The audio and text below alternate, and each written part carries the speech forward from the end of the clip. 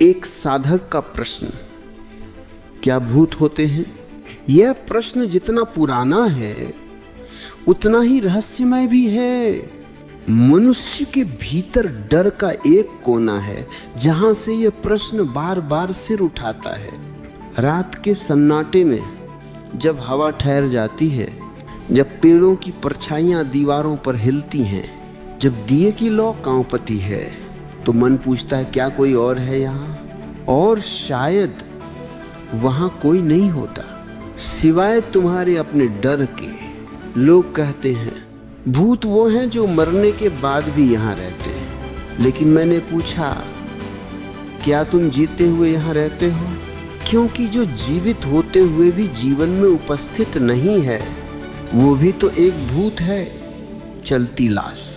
तुम सड़क पर चलते लोगों को देखो, चेहरे बिना जीवन के, आंखें बिना चमक के, मुस्कान बिना अर्थ के।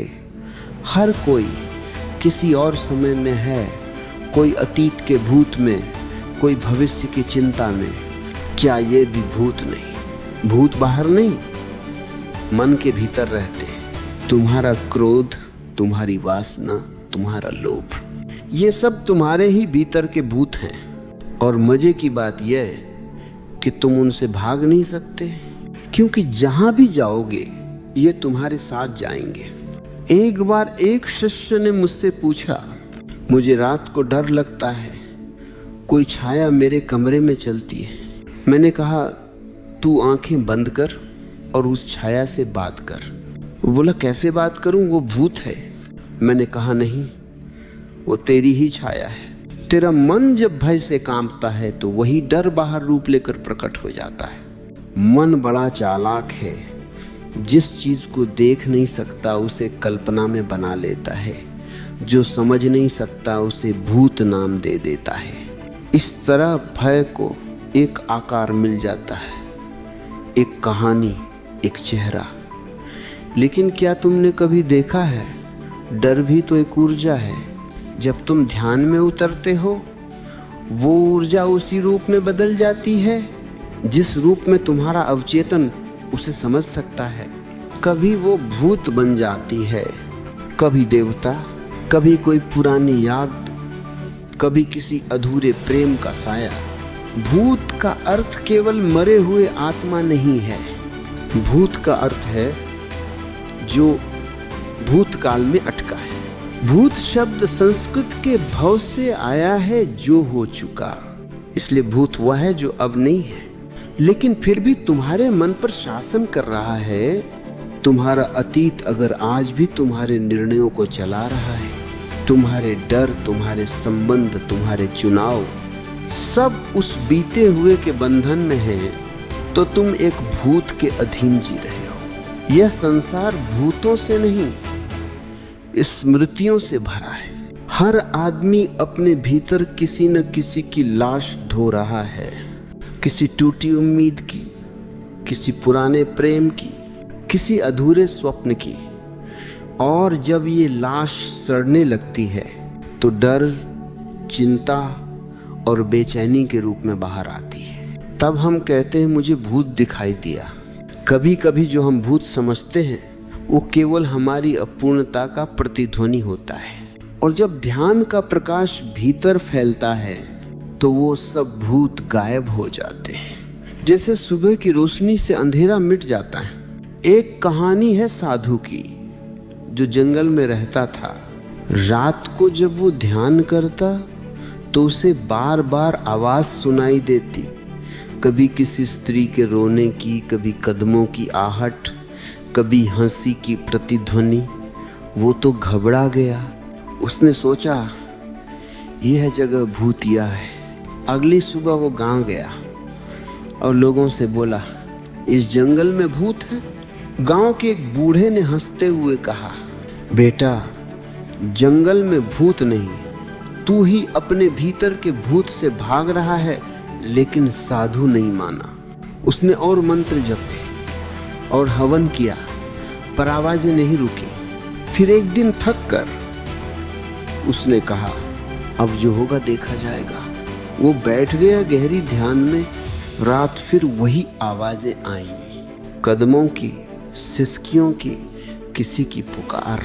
पर इस बार उसने आंखें नहीं खोली, बस भीतर देखा और तभी सब कुछ शांत हो गया। सिर्फ उसका श्वास चल रहा था। भूत नहीं गया, भय गया। भूत का अस्तित्व केवल उतना ही है जितना तुम्हारा भय। जैसे ही तुम निडर हुए, भूत का खेल समाप्त हो जाता है।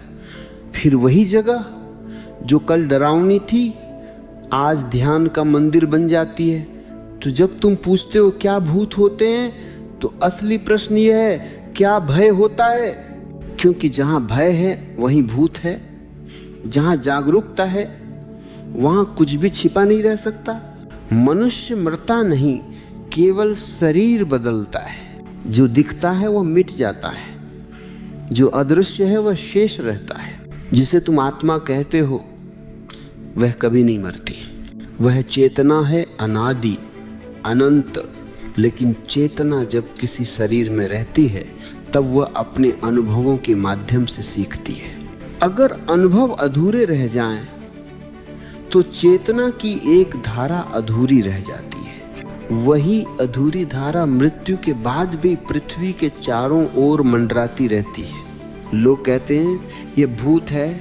भूत कोई नया तत्व नहीं, वो अधूरे अनुभव की गूंज है। जैसे किसी मंदिर की घंटी बजती है और ध्वनि हवा में देर तक गूंजती रहती है, वैसे ही किसी जीवन की ध्वनि मृत्यु के बाद भी वातावरण में रह सकती है। जब तक वह ऊर्जा अपने संपूर्ण चक्र को पूरा नहीं करती, तब तक वो मुक्त नहीं होती।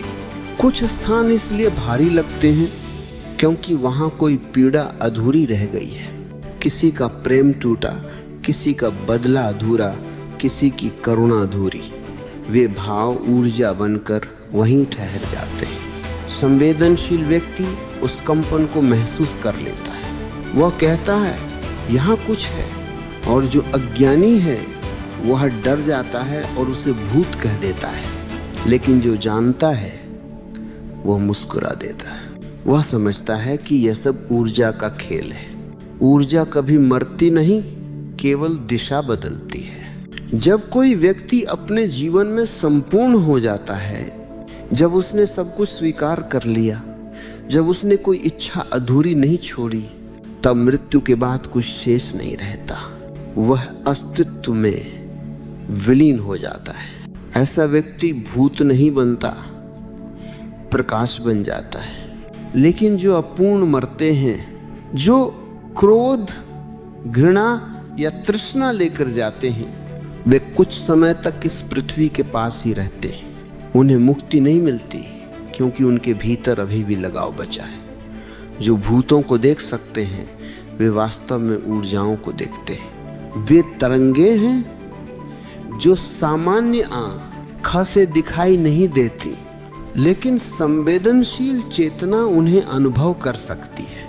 फिर भी ये देखने का कोई कारण नहीं कि तुम डर जाओ, क्योंकि कोई भी भूत तुम्हें तब तक छू नहीं सकता जब तक तुम भयभीत नहीं होते। भय ही दरवाजा है जिससे वे भीतर प्रवेश करते हैं।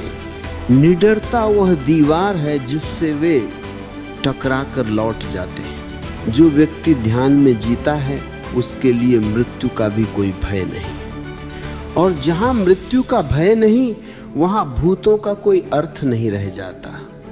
मृत्यु केवल एक रूपांतरण है। तुम हर रात मरते हो और हर सुबह पुनर्जन्म लेते हो। नींद छोटी मृत्यु है, मृत्यु लंबी नींद। फर्क केवल समय का है।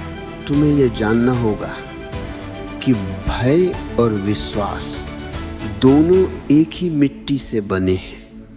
जहां भय है वहां विश्वास भी उसी से उपजा है। कई लोग भूतों से डरते हैं, कई लोग भूतों की पूजा करने लगते हैं। एक डरता है, दूसरा आश्रय मांगता है। दोनों अंधकार में है, दोनों अज्ञान में है। जो जानता है वह किसी से न डरता है, न पूजता है। वह देखता है, समझता है और छोड़ देता है। एक कहानी याद आती है। एक गांव में हर कोई कहता था कि पुराने कुएं में भूत रहता है। रात को कोई जाता तो अजीब आवाजें आती, लोग डरते, कोई पास नहीं जाता। एक दिन एक बालक वहां गया, उसने सोचा चलो देखूं क्या है। उसने झांका और भीतर से आवाज आई, कौन है? वह हंसा और बोला, मैं हूं, तू कौन? फिर आवाज आई, मैं हूं, तू कौन? बालक समझ गया ये भूत नहीं, उसकी अपनी प्रतिध्वनि है। जो बोलो वही लौट कर आता है। यही भूत का रहस्य है। जो तुम भीतर कहते हो वही संसार तुम्हें लौटाता है। तुम डरते हो तो डर की परछाई मिलती है। तुम प्रेम करते हो तो प्रेम का प्रकाश लौटता है।